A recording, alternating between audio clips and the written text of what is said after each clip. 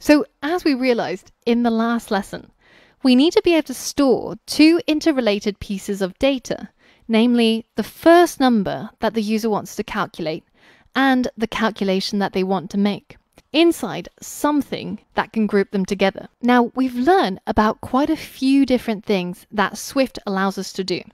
But one thing we've yet to see that Swift offers is something called a tuple.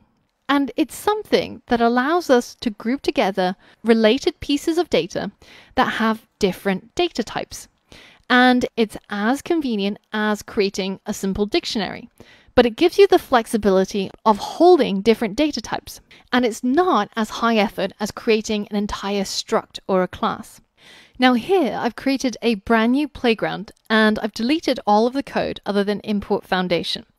And I can create a brand new tuple, let's call it tuple1, and I can give it some data by simply opening a set of parentheses. Inside the parentheses, I can add in as many pieces of data as I want, separated by a comma. So let's say Angela and 12.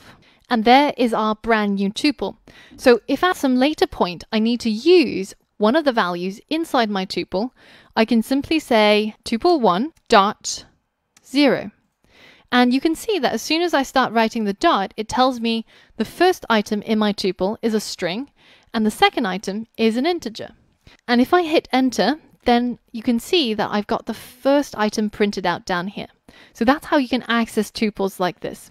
Now, just having 0 and 1 is not very explicit, and it's quite difficult to see what's going on here in the code.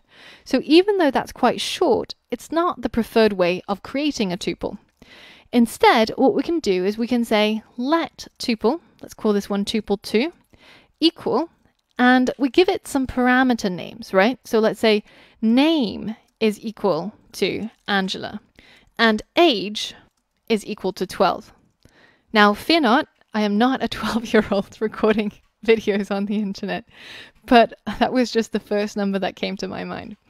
Now, if we created our tuple like this, then we can access the items in it by saying tuple2 dot, and we can tap into one of the names, which is way more explicit in knowing what it is that we need. So let's say tuple.name.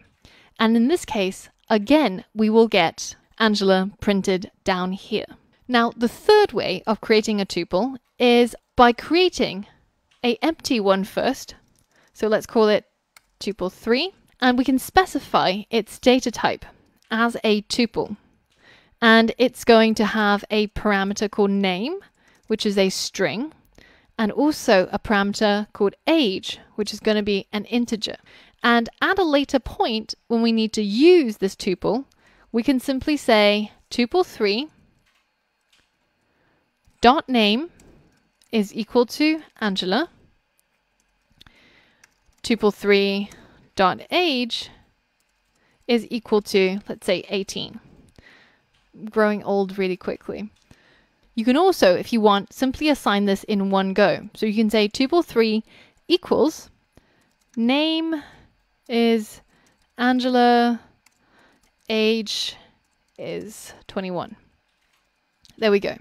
So by using a Swift tuple, we're able to organize related pieces of data that are relatively small, and we've been able to create this really, really quickly, pretty much on the fly. And at a later stage, when we need to tap into any of these tuples, we can use the explicit structure of a tuple by using the dot notation to use it anywhere inside our code.